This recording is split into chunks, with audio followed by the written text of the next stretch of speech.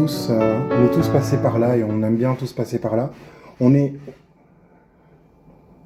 fait tous, en fin d'année, début d'année, un bilan de ce qui s'est passé pendant l'année. Bon, alors ici, les années Covid, souvent le bilan est similaire avec beaucoup de personnes. Bien sûr, le Covid est rentré dans notre vie. Mais aussi, il y en a certains qui prennent des bonnes résolutions. Alors, les bonnes résolutions, généralement, on est le combien aujourd'hui? Le 9. Généralement, pour la majorité des personnes, le 9, les bonnes résolutions, c'est déjà fini. On les a déjà oubliées. Le 31, on est tous en train de dire j'arrête le premier. Voilà, et le 9, c'est déjà fini. Moi, personnellement, la seule bonne résolution que moi, j'ai prise, c'est de ne plus prendre de bonnes résolutions parce que je m'y tiens pas et ça sert quand même à rien.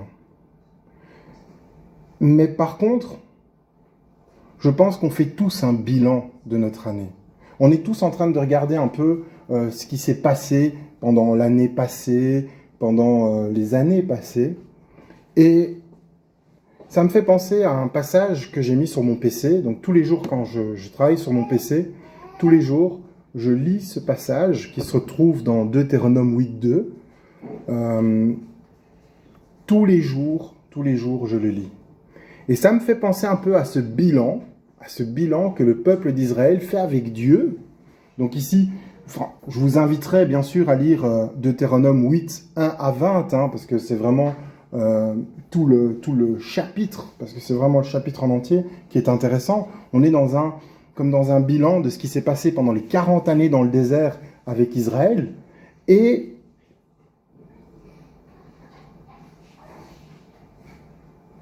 quand moi, personnellement, je lis Deutéronome 8.2, j'aime bien faire des parallèles entre ce qui s'est passé dans les textes et, voilà, je le dis tout le temps, mais j'aime vraiment bien faire ça. Et quand je vois ce que Dieu ici, parce que dans le texte, il parle ici de ce qui s'est passé dans le désert avec Israël, et que, ils sont allés pendant 40 ans dans le désert, 40 ans dans le désert, Dieu a été avec eux, 40 ans dans le désert, Dieu leur a donné à manger de la manne, un truc que personne n'avait jamais mangé avant eux dans le peuple d'Israël, que Dieu a été avec eux pendant ces 40 années, qu'il a fait en sorte que leur corps, leurs chaussures soient en bon état. Il était avec eux, il les a sortis dans les hauts, dans les bas, il était là. Et il dit, maintenant je vais vous offrir un pays où coule le lait et le miel. Et dans ce pays, quand vous y serez, ne m'oubliez pas. Ne m'oubliez pas. Voilà ce que Dieu dit à son peuple. C'est comme un bilan de ce qui s'est passé pendant ces 40 années dans le désert. Et moi, quand je lis Deutéronome 8.2, j'ai l'impression que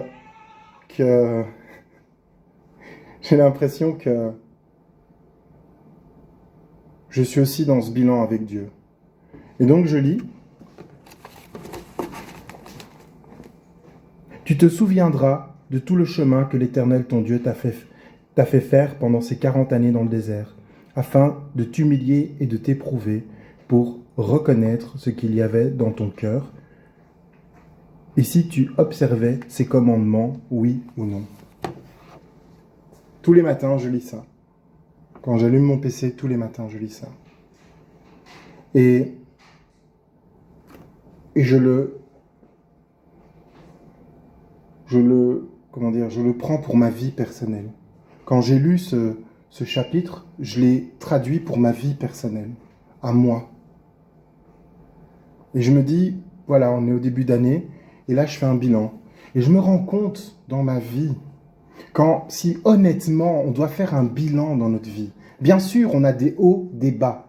Même l'année passée, les années Covid, on a des hauts, des bas. On passe par des situations difficiles. Mais quand on lit ce passage et qu'on le prend pour nous-mêmes,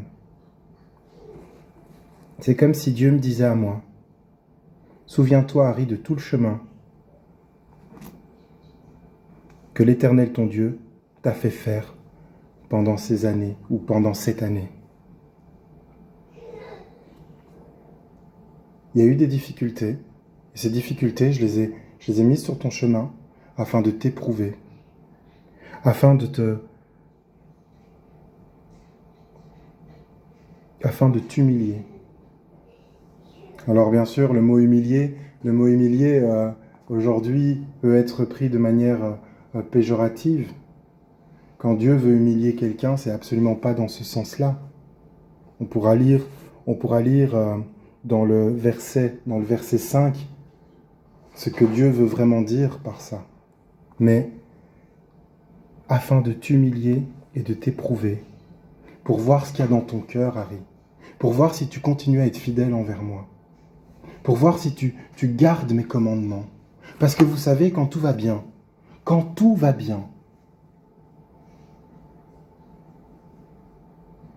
est-ce qu'on apprend réellement? Et par contre, quand les choses vont mal, là, notre cœur, en fait, on voit vers qui on se tourne directement. Est-ce que cette année, Harry, tu t'es tourné vers Dieu? Est-ce que cette année, Harry, quand tout allait mal, ton cœur était à Dieu? Est-ce que cette année, Harry, quand tout allait bien, est-ce que tu t'es tourné vers moi?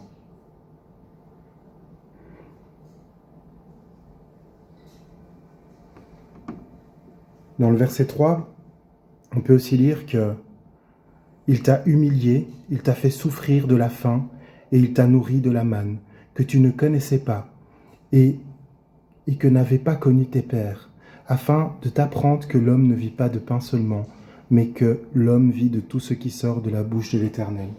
Quand j'ai lu ce passage, je me dis, finalement oui, Dieu intervient dans ma vie, pas comme celle des autres. Il va intervenir particulièrement dans ma vie et il va me donner ce dont j'ai besoin. Ici, en parallèle avec le peuple de Dieu qui est dans le désert et qui a mangé une manne que aucun autre avant eux du peuple d'Israël n'avait goûté.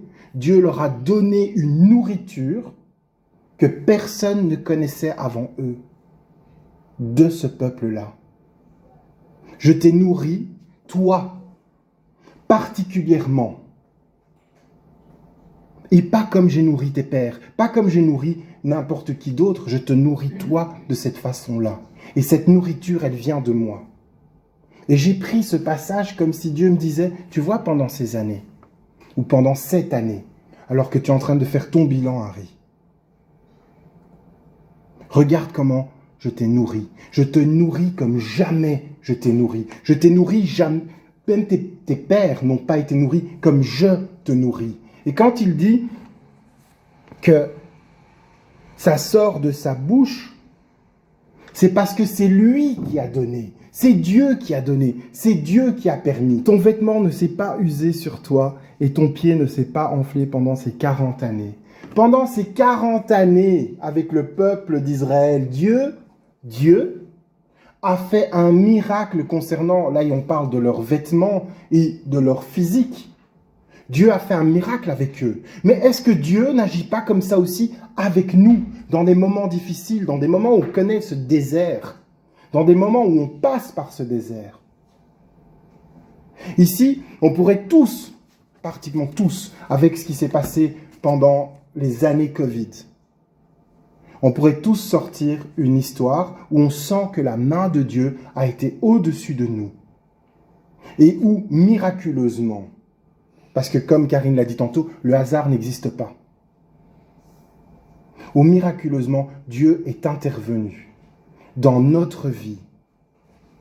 Je vous assure que parfois je regardais autour de moi et je voyais les gens qui étaient en train de s'exciter dans tous les sens et je ne comprenais pas. Je ne comprenais pas ce que certaines personnes vivaient. Je ne parle pas des personnes dans l'église spécialement, je parle vraiment des personnes en dehors. Je regardais les médias, et je voyais ces gens être en train de partir dans tous les sens et je ne comprenais pas. C'est comme si Dieu avait mis une bulle, une cloche au-dessus de nous et dans une certaine mesure nous avait protégés de certaines choses. Tantôt, on discutait avec Christelle, je vous ai partagé ça, on ne croit pas assez au miraculeux. Combien de fois on s'attend au miraculeux? Combien de fois on s'attend à ce que Dieu intervienne dans notre vie miraculeusement, tout comme ici Israël, qui pendant 40 ans s'est attendu au miraculeux. Ils ont mangé la manne. Tous les jours, Dieu leur donnait la manne. Ils ne pouvaient pas prendre plus que ce qu'ils avaient besoin. Mais tous les jours, ils s'attendaient à ce que Dieu leur apporte la manne. Tous les jours, ils s'attendaient au miraculeux. Pendant 40 ans, ils ont marché dans le désert. Dieu a protégé leurs vêtements, de sorte que leurs vêtements ne se déchirent pas. Bon, ils avaient peut-être aussi une meilleure qualité, parce que quand je vois parfois qu'on a acheté un pantalon à James il y a quelques temps, c'est combien? Une semaine? 2 semaines? 2 semaines et il était déjà troué. Donc voilà, j'aimerais bien avoir un peu des deux. Et son pantalon était troué, et donc la qualité certainement devait être différente à l'époque.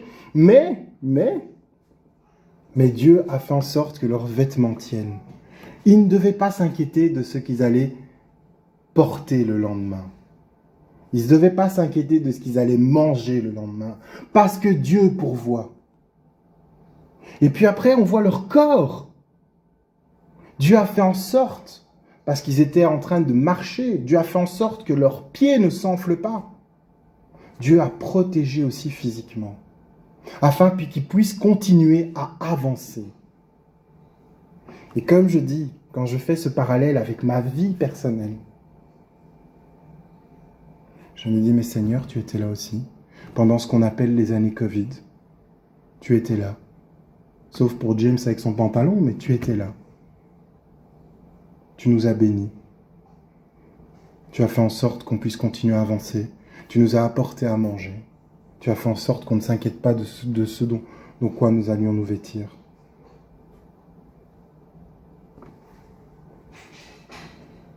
Ton vêtement et ton pied n'est pas un problème.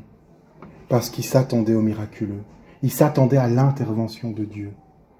Et moi aujourd'hui, malgré tout ce que j'ai vécu, est-ce que je m'attends encore au miraculeux? Et pourquoi? Pourquoi? Dieu parle, je t'ai humilié. Je te fais connaître la fin. Verset 5. Reconnais en ton cœur que l'Éternel ton Dieu t'éduque comme un homme éduque son fils. Voilà ce que Dieu a envie de faire. Par ces moments par lesquels on passe pour l'instant, Dieu, par les bas par lesquels on passe, Dieu a envie de nous éduquer. Dieu a envie de nous apprendre quelque chose. Il a envie de nous traiter comme son fils, ou comme ses filles, comme ses enfants. C'est parce qu'on est ses enfants qu'il fait ça avec nous. Et il nous éduque comme ses enfants, par amour. Souviens-toi, reconnais en ton cœur. C'est vraiment des mots, quand j'ai lu tout ce chapitre, c'est vraiment des mots qui me sont, qui restent imprégnés. C'est souviens-toi, reconnais en ton cœur. N'oublie pas.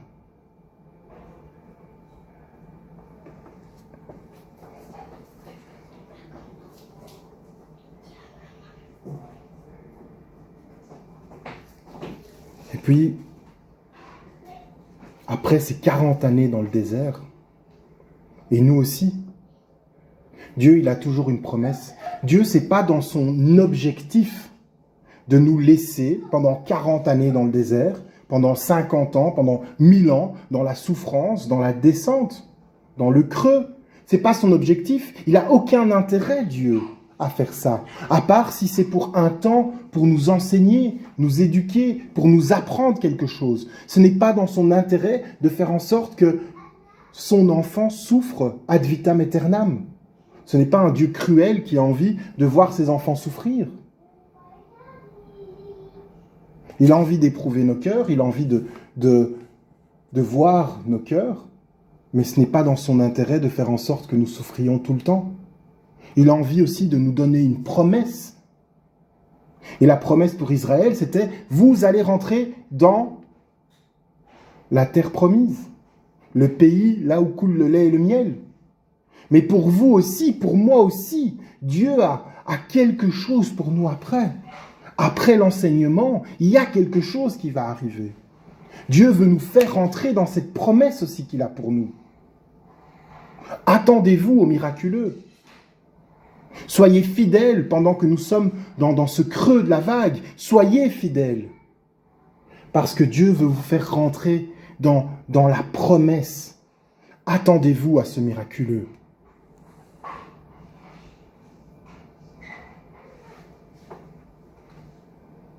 Mais alors là, on passe on va dire dans le chapitre 8, quand on arrive vers le verset 10, 11, 12, 13, 14, on rentre dans une autre dimension. Maintenant, vous êtes dans la promesse. Et là, Dieu, il change aussi un peu de ton. Il dit, j'ai été avec vous quand vous étiez dans le creux, mais maintenant je vais vous bénir. Et je sais qu'après les années Covid, Dieu nous bénira. Dieu donnera en abondance à son peuple. Verset 10. Lorsque tu mangeras et te rassasieras, tu béniras l'Éternel ton Dieu pour le bon pays qu'il t'a donné. Garde-toi d'oublier l'Éternel ton Dieu au point de ne pas observer ses commandements, ses ordonnances et ses prescriptions que je te donne aujourd'hui. Lorsque tu mangeras et te rassasieras, lorsque tu bâtiras et habiteras de belles maisons, lorsque ton gros et ton menu bétail se multiplieront, que l'argent et l'or se multiplieront pour toi, et que tout ce qui est à toi se multipliera, prends garde, de peur que ton cœur ne s'élève et que tu n'oublies l'Éternel ton Dieu, qui t'a fait sortir du pays d'Égypte, de la maison de servitude. N'oublie pas. Parce que Dieu,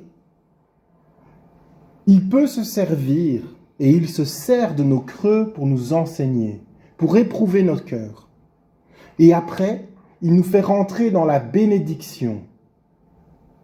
Et trop souvent, et là Dieu rappelle à son peuple, parce qu'il sait et il connaît le cœur de l'homme. Il sait que lorsque l'homme est béni, il a tendance à oublier Dieu. Lorsque l'homme se multiplie, il a tendance à oublier Dieu. Il sait que lorsque l'homme n'a plus d'inquiétude de ce qu'il mangera ou ce qu'il va boire demain, l'homme a tendance à oublier Dieu. Combien de fois ne nous sommes pas nous-mêmes passés par ce genre de choses? Combien de fois, alors que nous sommes bien, on va dire financièrement ou autre, on est bien, on ne s'est pas retrouvé dans une situation où Dieu est secondaire. Où, Dieu, voilà. Ah, c'est sûr que quand on est dans le creux de la vague, on crie à Dieu, à Dieu, à Dieu. Mais quand on rentre dans cette terre bénie, cette bénédiction, comment on agit? Comment on est?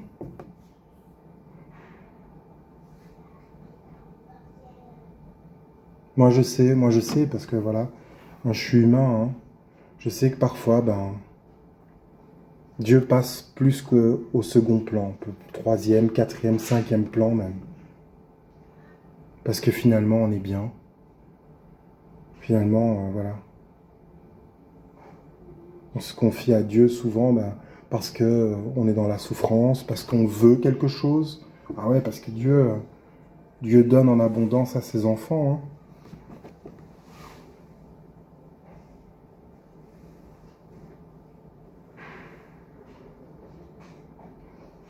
Mais on a tendance, moi en tout cas, j'ai tendance à oublier Dieu quand tout va bien. Et puis le verset 17, et là souvent on agit comme ça, et je vais vous dire, j'ai agi comme ça. J'ai vraiment agi comme ça. Verset 17, garde-toi de dire en ton cœur, ma force et la vigueur de ma main Moi qui ces richesses.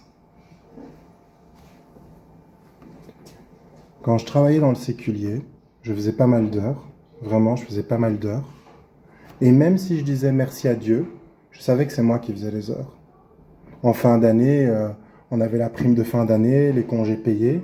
Même si je dis « Ah, le Seigneur nous a bénis », je savais que c'était mes forces et c'était mon courage qui faisait que ça rentrait à la maison. Mais c'est qui donne le courage? C'est qui donne la force à la main? Un jour, je suis tombé. J'ai été terrassé par une infection. C'est qui, jusque-là, qui m'avait donné cette force? C'est qui, jusque-là, qui m'avait donné ce courage? Et au lieu de ça, même si je disais par mes lèvres, c'est Dieu qui nous bénit, hein, vous savez, Dieu nous bénit. Dans mon cœur, c'était moi et pas les enfants, hein, c'était moi et pas Christelle, hein, c'était moi. Je me levais le matin, tous les matins, je me levais. Tous les soirs, je rentrais. Et je me sentais bien courageux. Mais une infection m'a terrassé. Qui jusque-là m'a donné la santé? Qui jusque-là m'a donné la force?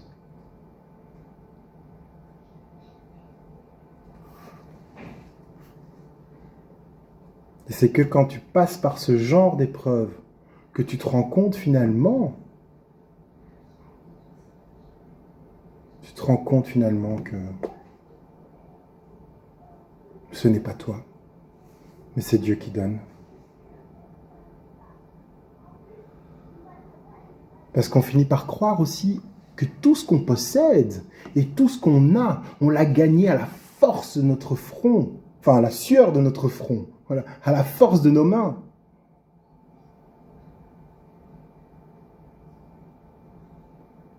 Et on oublie que c'est Dieu qui dispose de tout, aussi bien du matériel que de la santé.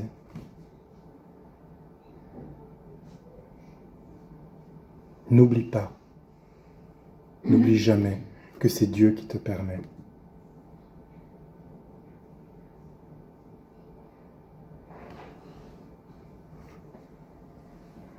Et puis, quand Dieu au verset 17 nous dit « N'oublie pas que c'est moi qui te permets », au verset 19 et 20, Dieu devient même un peu plus dur dans ses paroles.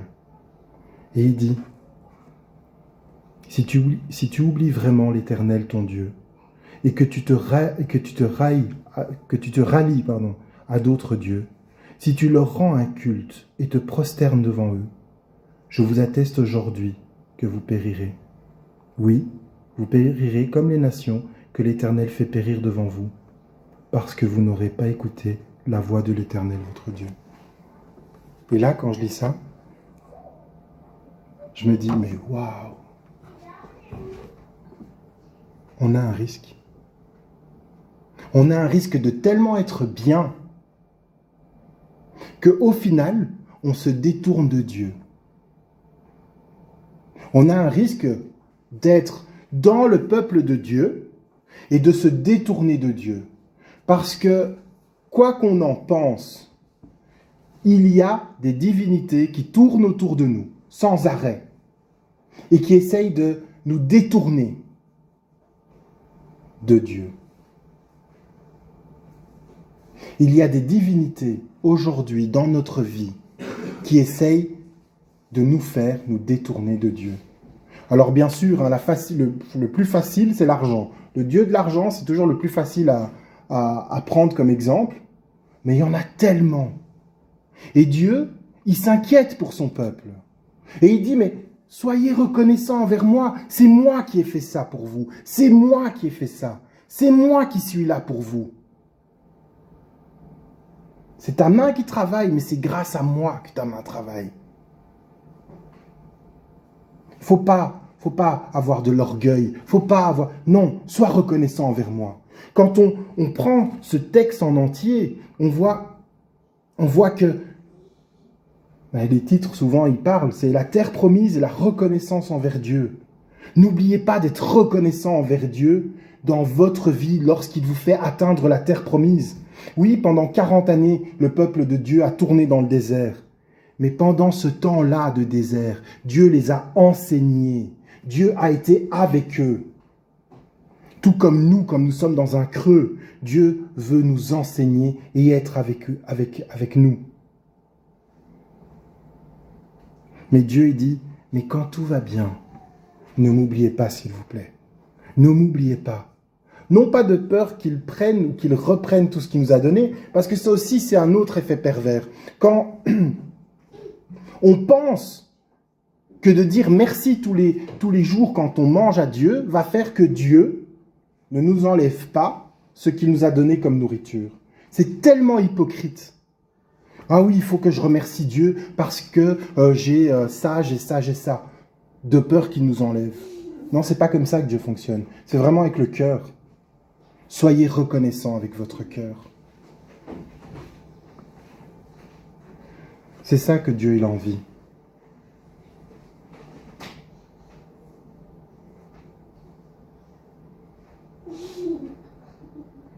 Dieu a juste envie qu'on se tourne vers lui par reconnaissance et amour.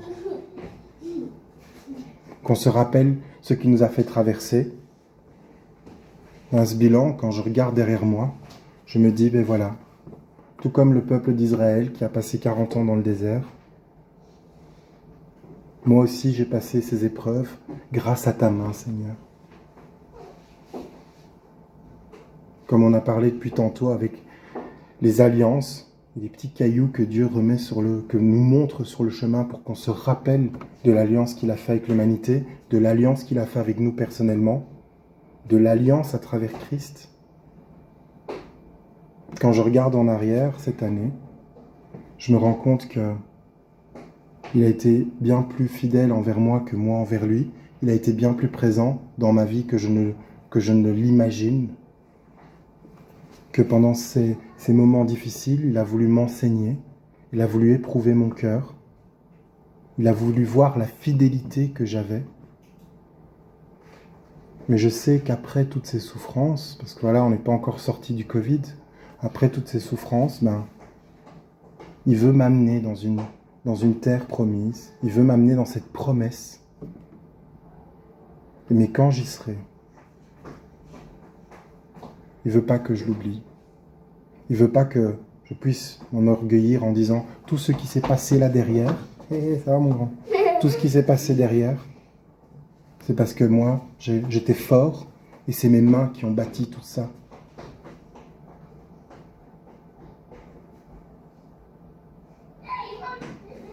Alors que pendant tout ce temps, chaque jour, le miraculeux est intervenu dans ma vie.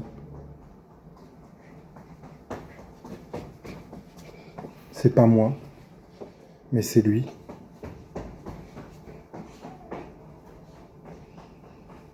Et de nos jours, il est tellement plus facile de se tourner vers d'autres dieux, beaucoup plus facile qu'on le pense. Il y a le dieu de l'argent, le dieu de l'image, le dieu des réseaux sociaux, le dieu de l'alcool, de la drogue, tout ce qui nous maîtrise. Et Dieu ne veut pas qu'on tombe là-dedans.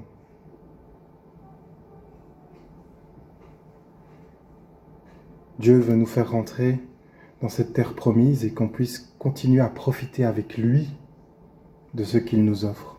Et je pense que c'est ça le vrai cadeau, c'est vraiment continuer à être avec lui. D'avancer avec lui pendant les moments difficiles, mais d'être avec lui pendant les moments de joie. Et que ce matin, qu'on puisse renouveler cette alliance avec lui, comme on a commencé ce culte dans le renouvellement de l'alliance. Qu'on puisse vraiment, voilà, tu es fidèle. Aide-moi, Seigneur, à être fidèle.